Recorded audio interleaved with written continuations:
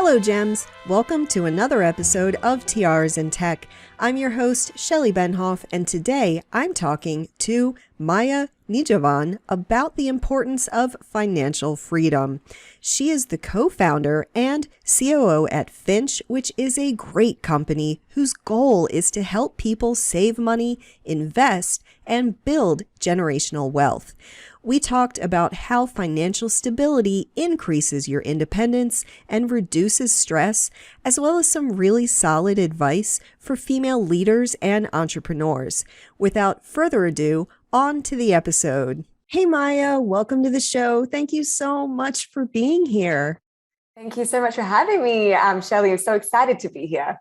Absolutely. I have not had, I think, a star as big as you on the show. So this is nice to have like a TikTok influencer. And, you know, I'm finding people on TikTok now in my 40s. I'm like, you're never too old for TikTok, honestly. Totally. It's the place to be. And I appreciate you. Thanks so much for having me here. Yeah, absolutely.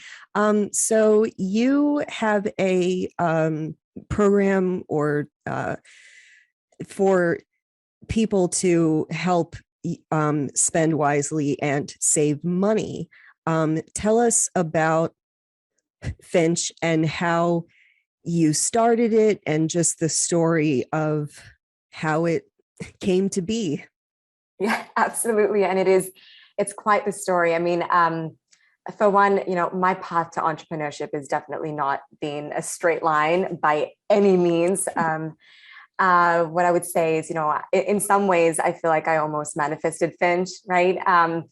My experiences, my values, my passions have all in some ways come together. So maybe what would be helpful is I just give a quick overview on my background, my own personal story, and what exactly led me to building Finch, and I can share a little bit about what we're building. Would that be helpful? Perfect. Yes. All right, perfect. So yeah, as I say, a bit of story time. So my parents, they were first generation immigrants. They moved to Australia from India when I was very, very little, with very little. And you know, I watched them work excruciatingly hard to give my sister and I the access to opportunities and resources that frankly they didn't have growing up, right? And thanks to my folks, I had an incredible childhood. I was a really, really happy kid. And if I look back, you know, the only times I can remember feeling genuinely unhappy is when I saw my parents under any kind of financial stress and financial burden. And, you know, being the natural problem solver that I am, of course, I wanted to help, right? And so from a very, very young age, I got really interested in personal finance and, you know, the role that financial wellness plays in our life and how we can go about attaining it. And, you know, that mindset is really what helped shape my career path. I have a background primarily within finance and accounting. I'm a certified chartered accountant. Spent sort of the first 10, 12 years of my career across professional services and corporate strategy. Awesome experience. But ultimately, you know, I had the realization at some point that at the core of each of my roles, ultimately what I was being tasked with was to help people or help convince people to spend more money, where I was more interested in helping people to be smarter with their money. I mean, I myself have made a number of smart money moves and some not so smart money moves. And so, you know, because of that, you know, I've always been somewhat of a go-to person for financial advice among my family and my friends. Helping people in that way is something I've gotten immense joy and fulfillment from. And so, you know, I wanted to help more people. And so that's really what drove me and motivated me to ultimately build the tools to help people put their money to work in a meaningful way. And that's exactly what we're doing at Finch. So a little bit about me, but more importantly about Finch. So what we're building at Finch, so Finch is a financial wellness company, right? And what we've built is the first rewards card. And I've got one, where are you? I've got one right here. It's the first rewards card that invests and builds credit as you spend. The idea for Finch really came about, Shelley, as a solution to personal pain points that my co-founder and I had experienced.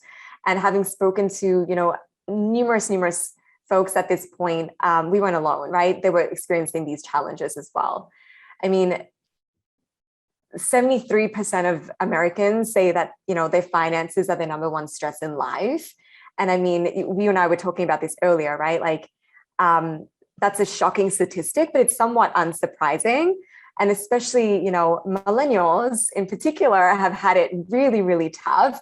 You were mentioning, you yourself have been through 3 economic crises. It's millennials have faced the worst economic odds of any generation, and they're already on the back foot, right?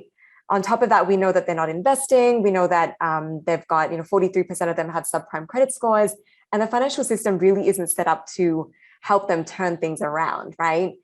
And it's costing millennials millions of dollars over their lifetime. It's really what is holding them back, and it's it's widening that generational wealth gap. And so my co-founder Neil Ganu and I, we really wanted to build a company that believes in doing well by doing good, and one where, when our customers win, we win. And that's really where Finch was born. I love all of that. I'm sitting here like nodding, like going through 3 economic crises as an adult. And the first one happened while I was in college. And so I graduated college with a degree in computer science with honors. I didn't have a job for like 5 months after college. Now, I am a woman, so that probably played into it too. But even so, like, there should have been jobs available at that time. I didn't tell you, when I was 27, I have not mentioned this in public. I declared bankruptcy. I had to, because I had lost a lot of jobs. I had health problems. And because I had health problems, I couldn't find jobs, but I needed jobs for healthcare. Oh yeah. The whole system, not working for me. Yeah. That's exactly what we're trying to turn things around, right? Is we know that elements of the system are broken. They're not designed to, in the interest of individuals. And that's really what we want to play our part in building something where, consumers and individuals at the center of what we do.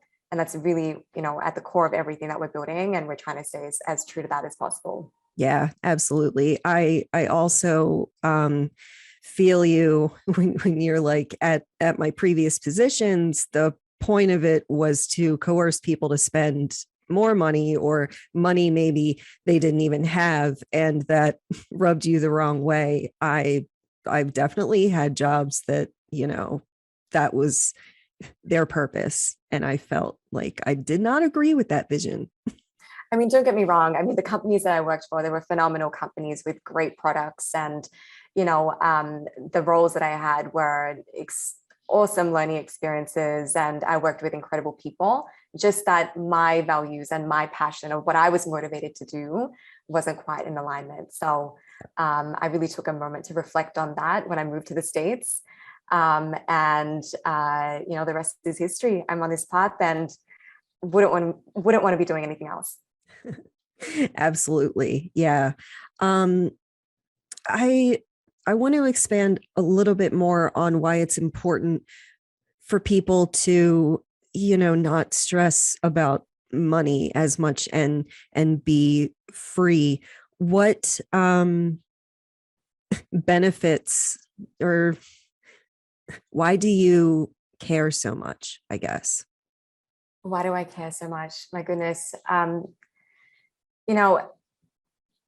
feel in my core, right, that financial freedom and independence is the ultimate source of empowerment, right? It really truly is, right? Like, when you think about money isn't what buys happiness, but it can give you the tools and the freedom to live life in a way that makes you happy, right? And that's a value that I grew up with. It's something, a belief system that I held closely to me growing up and passed down to me by my folks.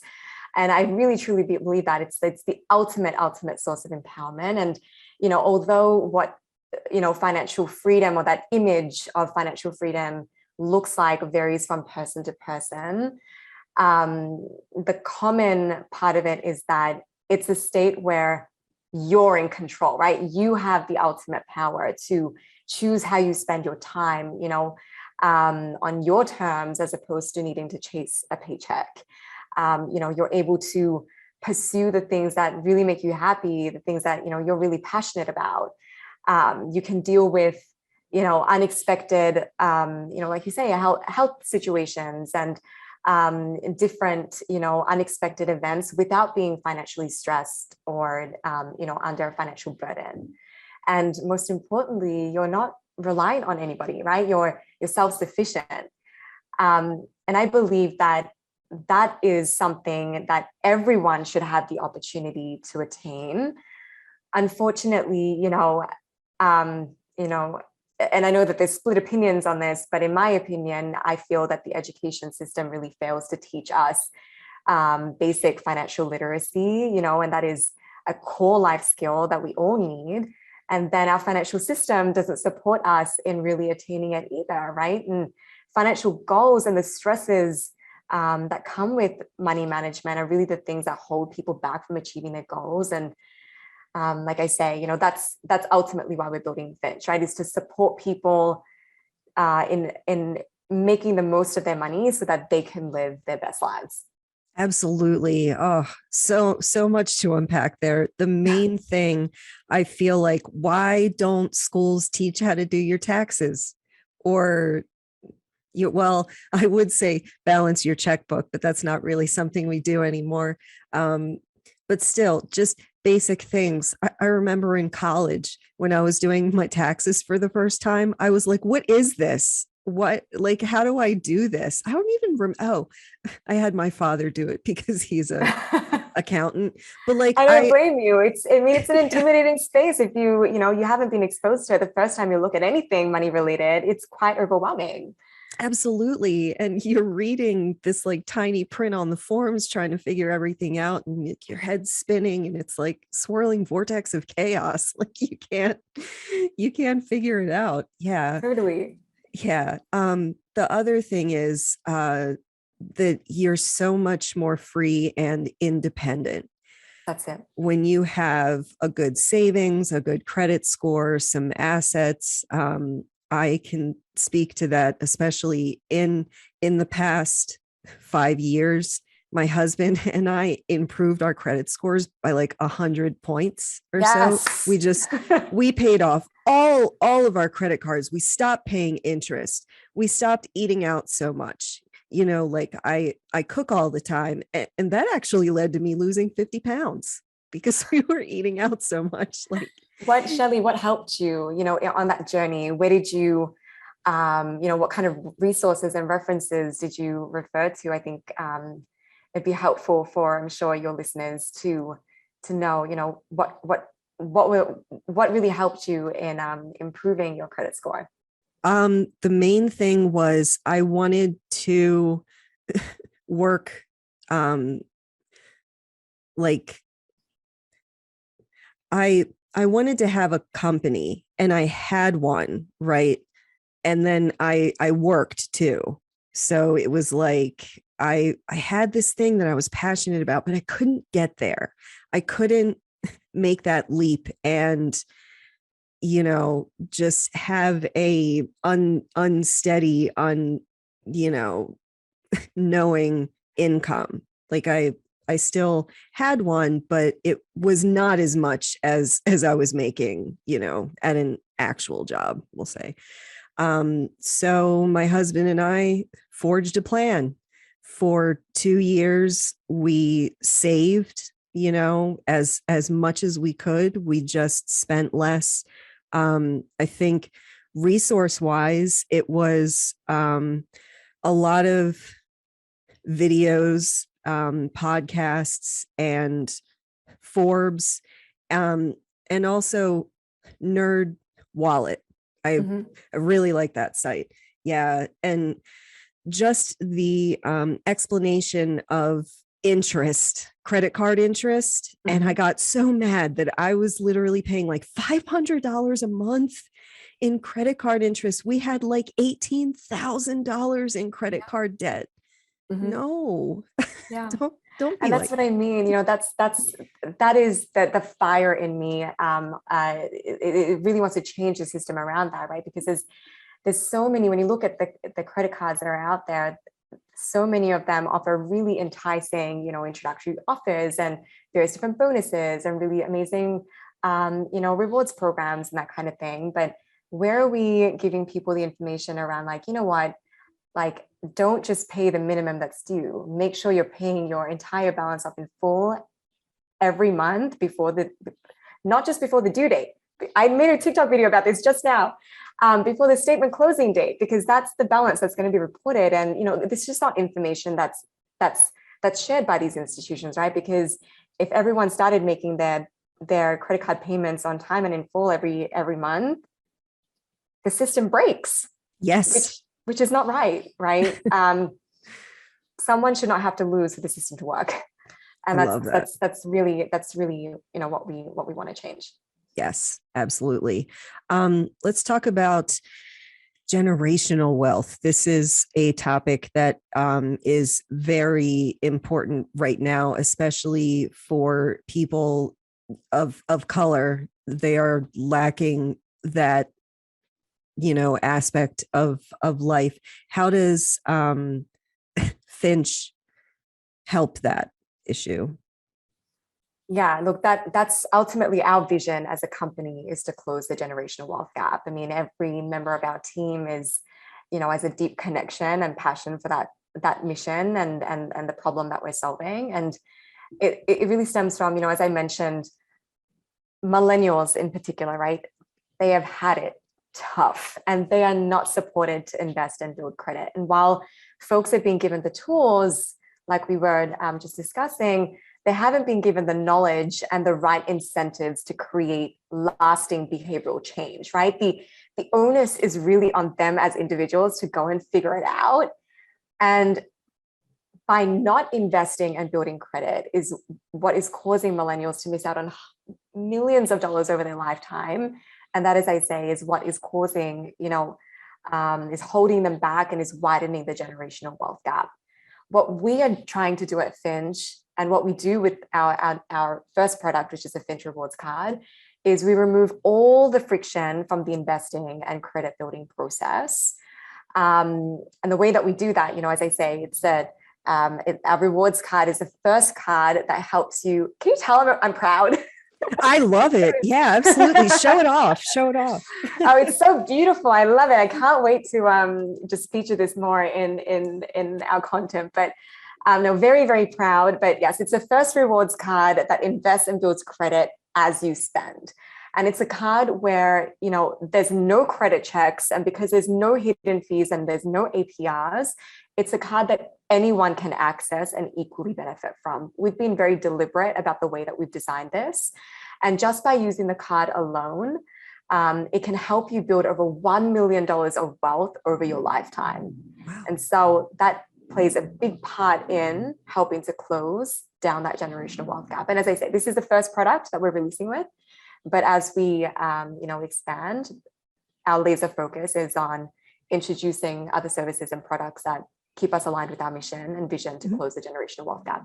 I love that. I would love to see mortgages, honestly. People, a good way to close that generational wealth gap is to stop paying rent and own property. I purchased my home in 2015. And as I was telling you, like a little while ago, it has doubled in value. If I sold it right now, the cash that I would get would be ridiculous, but I won't, because I love my home. And, it's just nice to know that if, shit went down and I couldn't find work and, whatever, I could move, hopefully that won't happen. But as a millennial, I'm always prepared for that type of thing. Yeah. Yeah. So let's talk about leadership a little bit, because I teach that as well. And I know as a woman in leadership, sometimes that can be hard. How has your experience been as not only a leader, but a co-founder? I'll start by saying that starting Finch is without a doubt one of the best decisions that I have ever made, right? The experience itself has, and without sounding like a cliche, if it's true though, it's been a little bit of a roller coaster, right? There's been so many highs, but also many, many curves and dips along the way, right? And I'm not going to lie, it hasn't been easy. The process for any entrepreneur, any founder is challenging. But as women and as minority founders, we do face our unique challenges, right? I mean, to start, there's an epic funding gap, right? A lack of funding is one of the biggest obstacles that women founders face.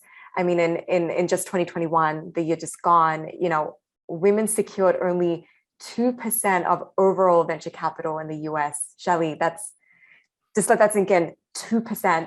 That's insane, disgusting, right? Yeah. And when you hear about, the crazy stories like companies raising millions of dollars on a napkin idea, that capital is not going to women-founded companies, right? There's 100% gender bias that unfortunately makes its way into the fundraising process. For example, what you'll find is, so my co-founder is a man. You'll find that a lot of the questions about opportunity and potential upside are mostly directed to men. And women are typically asked questions more around, the risks and the downside, right? And we're typically held to a much, much, much, much higher bar. And unfortunately, if we're not getting the funding and the support from the very, very beginning, it's drastically, limiting our potential for success, right? And that's absolutely a challenge that I've experienced firsthand, and is a challenge that all women and minority founders face. On a separate topic, and one I think that a lot of people can relate with, having been, working from home over the pandemic. Finch was born and raised partially during the pandemic, right? I was new to New York City when the world shut down, and not having set up or having had the opportunity to set up my support system was extremely challenging. I mean, I for sure rallied to build my connections virtually, and absolutely not saying that you can't do that. But, now with things normalizing, it's definitely become a lot easier. There are, especially in New York, a lot of founder support groups and events and networks out there. And that's why, one of my main pieces of feedback that I give to founders just starting out is to make sure, you surround yourself with supportive founder friends, and, go find your mentors, go get yourself a coach, because truly that support system is really what has helped me get through my roller coaster ride, and is what for sure is going to get others through the process as well. Yes, that is such a good point. I say this all the time. Don't do it alone. Like I started my company, and very quickly I was like, okay, I need people to help with this. Like, you can't do it by yourself. And you really, really shouldn't.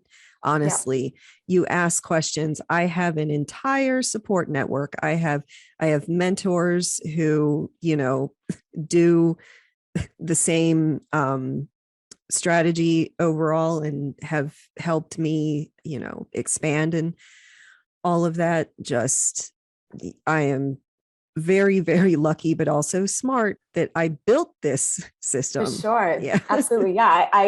I would echo that. I think you're really smart to have gone about building that support system around you. And in addition to it not being something you should do, why would you want to, right? Like, right.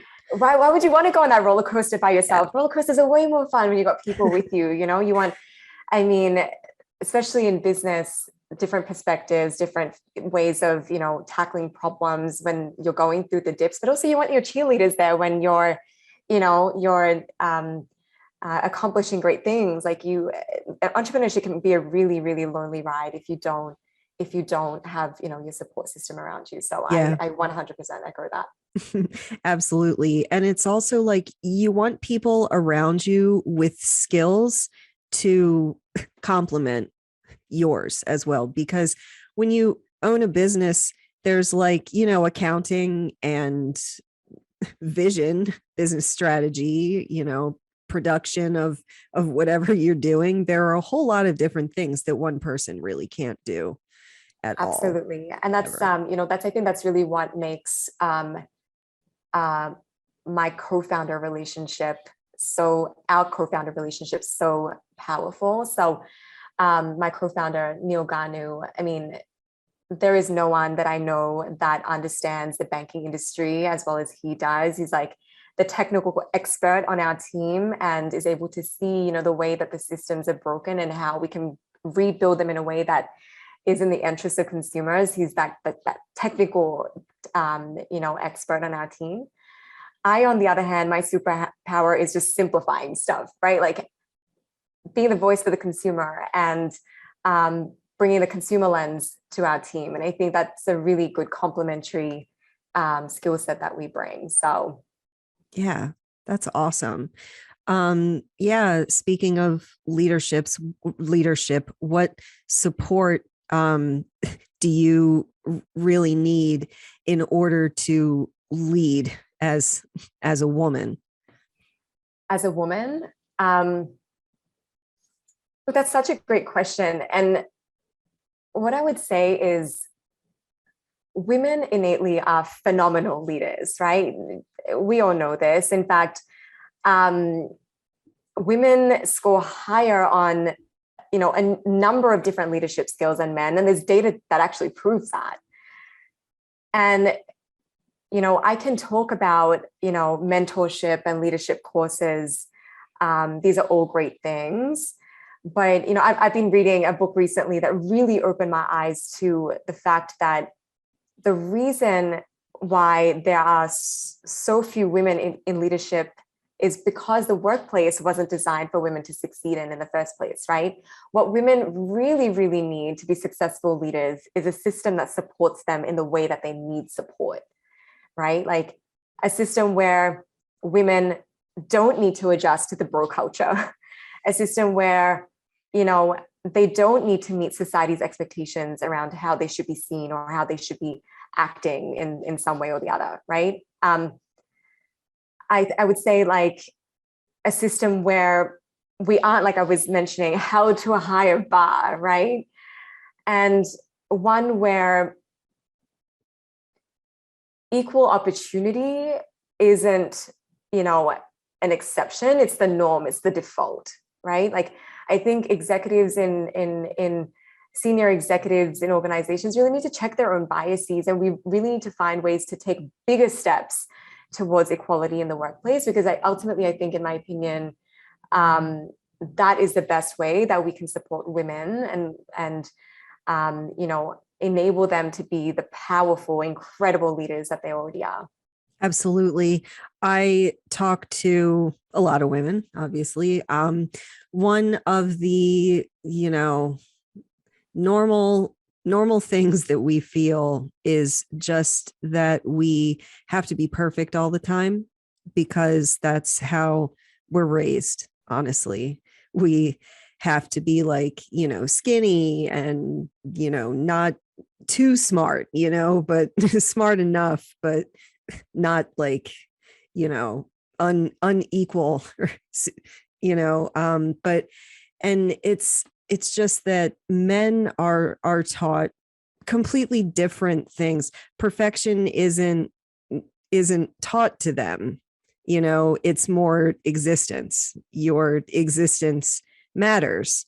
Whereas women, there are conditions to our existence, I think. Yeah, and I highly recommend this book that I was mentioning earlier. It's by Reshma Saujani. It's quite new. It's called Tiara. Yes. Yep.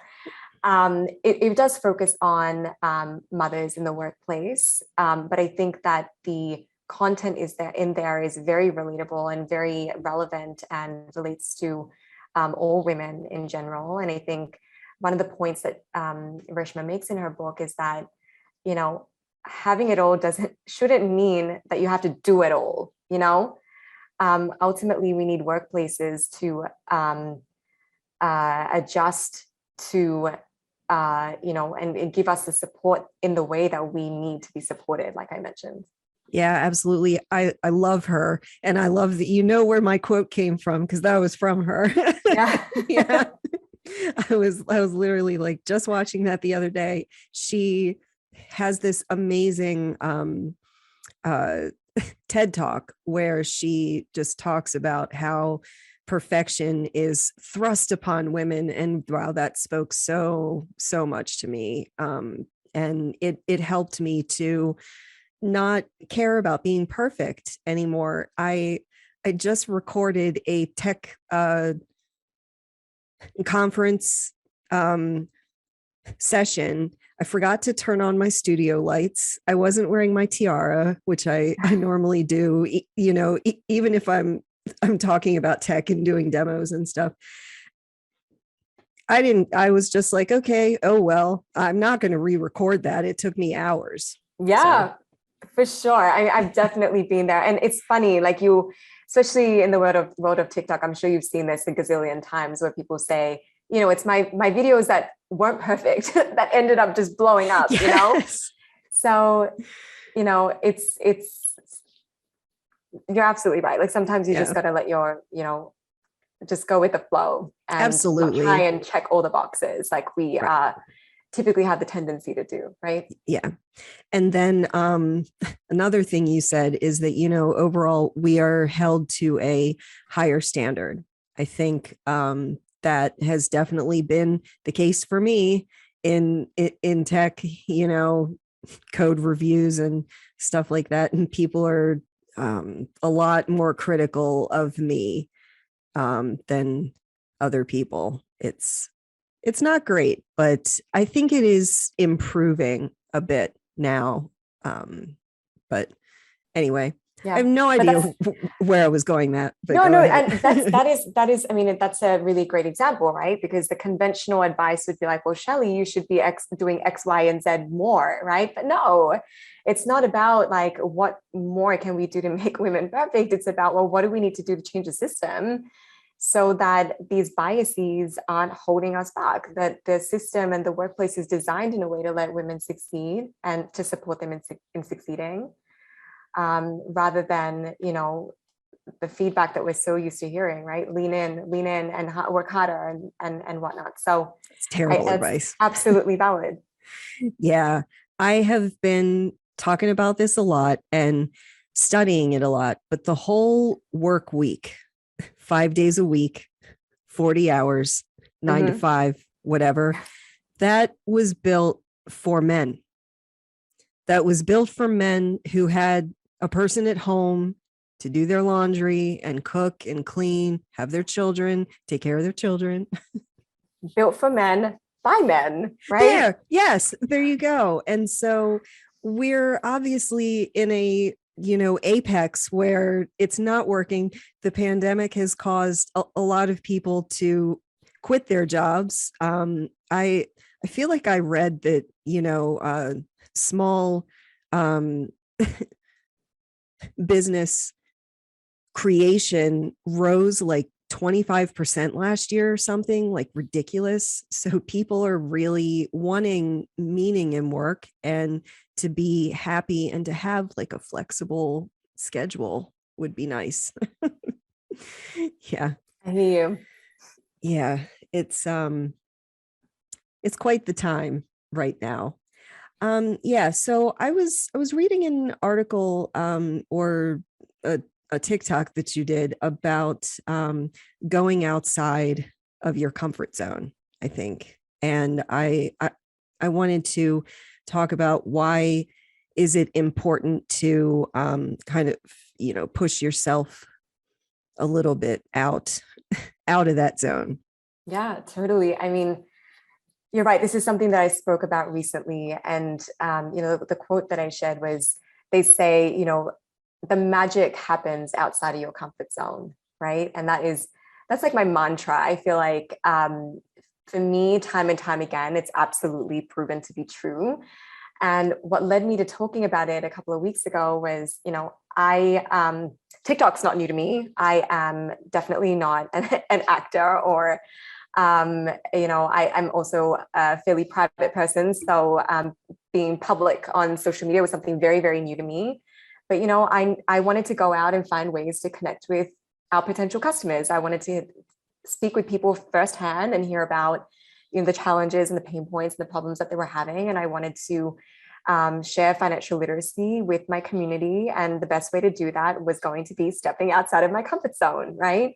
And so I started doing that, and it's just led to so many incredible things. I mean, first of all, it's done wonders for, my own self-confidence. Like, that's been incredible. It's enabled me to connect with potential customers and people in our community in a way that I would never have imagined.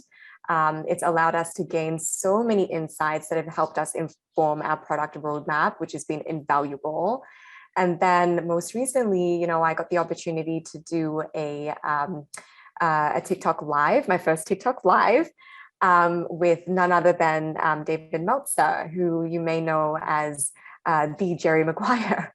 So, that would never have happened if I hadn't put myself out there, right? And I think that's just a small example of why it's important to, give yourself the opportunity and challenge yourself to really get out there. I mean, comfort zones are exactly that, right? They're your comfort zone. That's where you feel the most comfortable. It's where you feel super cozy and fuzzy, but that's really not where, your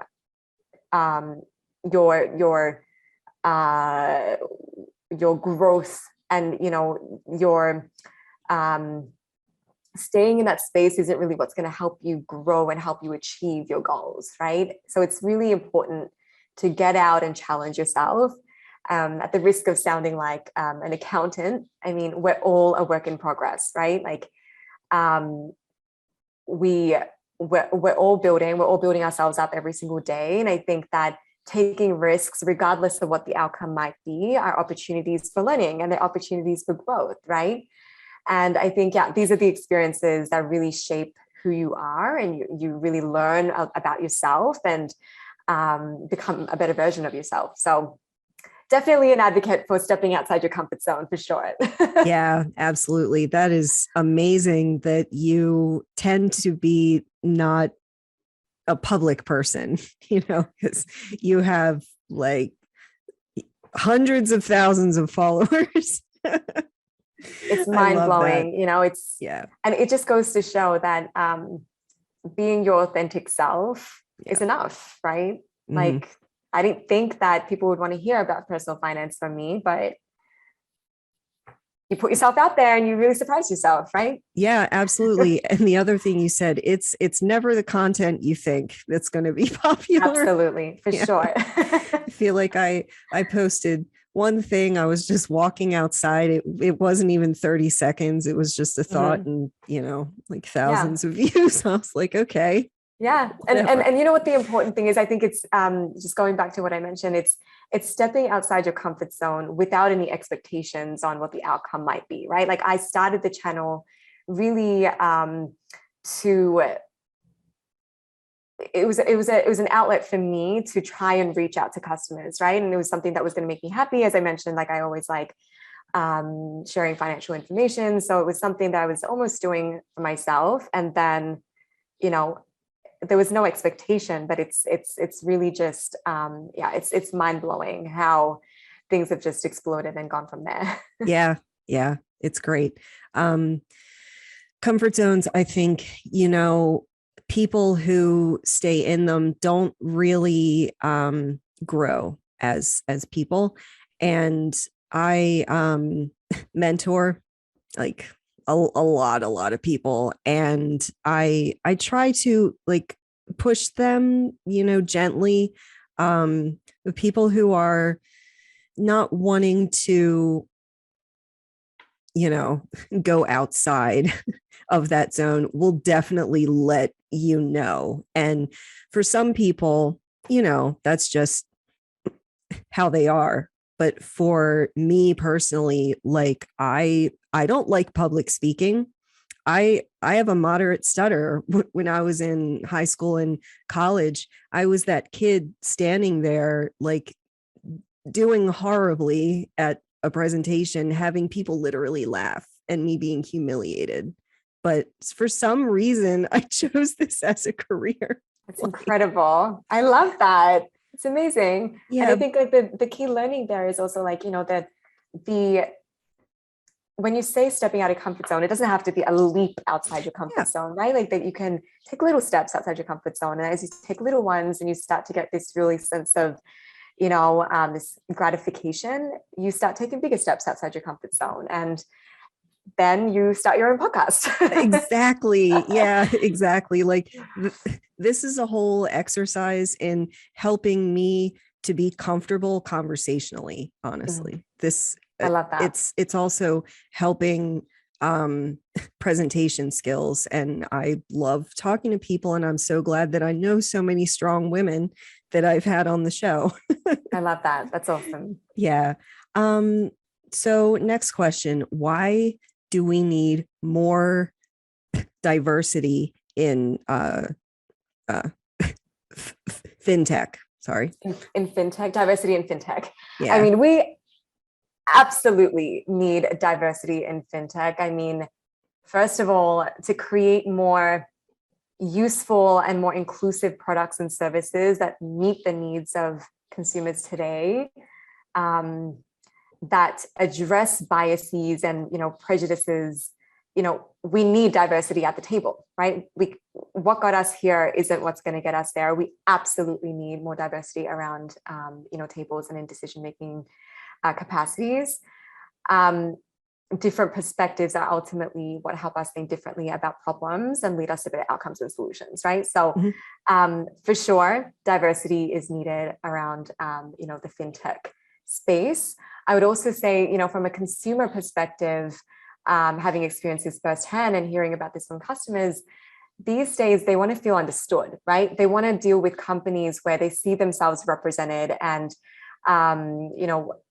they see themselves, a voice for themselves on the companies that they interact with. So I think, as I say, what got us here isn't what's going to get us there. And we absolutely need to work to getting more diversity into fintech for sure. Yeah, absolutely.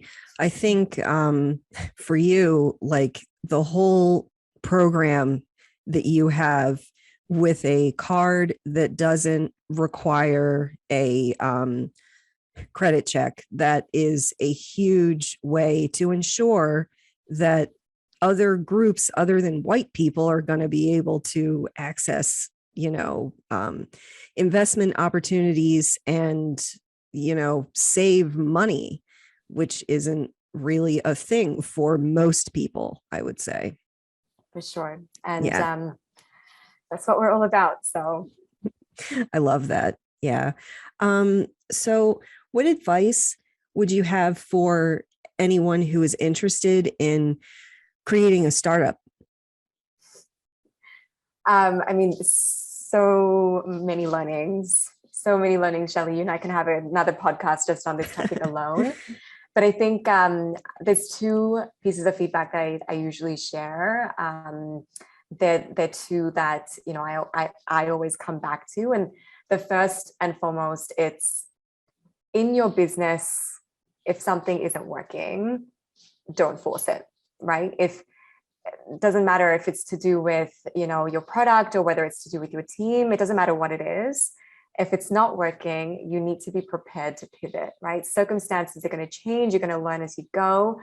And, as your company evolves, you really got to be open to being agile and adapting to the new circumstances, right? And I think that's a really important lesson that I and my team have absolutely gained over the last couple of years. And finally, I would say the second piece of advice I like to share is make sure before you start your startup that you are really, really passionate about the problem that you're solving, or why you're pursuing that problem that you're solving, right? I think going back to the analogy earlier, startups can feel somewhat like a roller coaster. And I think that passion is really what helps to keep you focused and keeps you motivated as you're going through the tough times or the quote unquote dips of the roller coaster. And is really what is, that passion is really what helps to push you and propel you even further as you're going through the highs. So yeah, I would say those two have really shaped and been key learnings for me. And I usually share those with early stage founders. Yeah, I love that. I cannot tell you how many times I've changed my business, or just this year, it's at least 3 times, because opportunities presented themselves to me. People will often tell you what your business should be. Honestly. I started out in content overall, and earning a passive income with that also really helps to have generational wealth after I'm gone. If my content is still up and generating money, that will go to my estate. I really like that idea, but that's not gonna pay me everything I need. So I've included multiple streams of income, which I've also had a lot of mentors told me to do that. So no, that's really smart. And my coach, the piece of advice that she gave me that relates to that is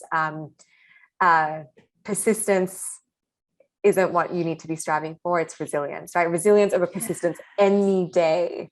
So that's for sure stuck with me. Absolutely. And it is a roller coaster. It can be like, you can be on top of the world one day and then you lose a contract or an opportunity or something. And then you're just like, what am I going to do now? And you have to figure that out. And it is hard. Yeah. For sure. Yeah. Well, we are coming to the end of our time. I always hate this part. I could talk to you forever about money and startups. They're both so connected. Like it's so important. But I just have enjoyed this conversation so much. Before I let you go, can you tell people where they can connect with you online? Yeah, absolutely. So I would say the best place to follow me would absolutely be my TikTok. My handle is at Maya Nijhawan, which Shelley, I'm sure you'll probably tag to this post. Absolutely. And I'd love for your listeners to check out what we're building at Finch. Our website is finchmoney.com. I'd love for you to join the waitlist and can't wait to finally share. This needs to have one more. I can't wait to share Finch with you all. Really, truly. And Shelley, this has been amazing. I really appreciate you having me here. I really enjoyed the conversation. Absolutely. Same. Thank you so much for spending this time with me and chatting and having fun. It was great. Absolutely. I'll have to have a tiara next time. Yes. Thanks so much, Shelley. Thank you. If you want to support us, please like, subscribe, and share this episode with your fellow gems. Let me know in the comments what other topics you would like me to cover, and follow Tiaras and Tech on social media. Thanks for listening or watching, and have a great day.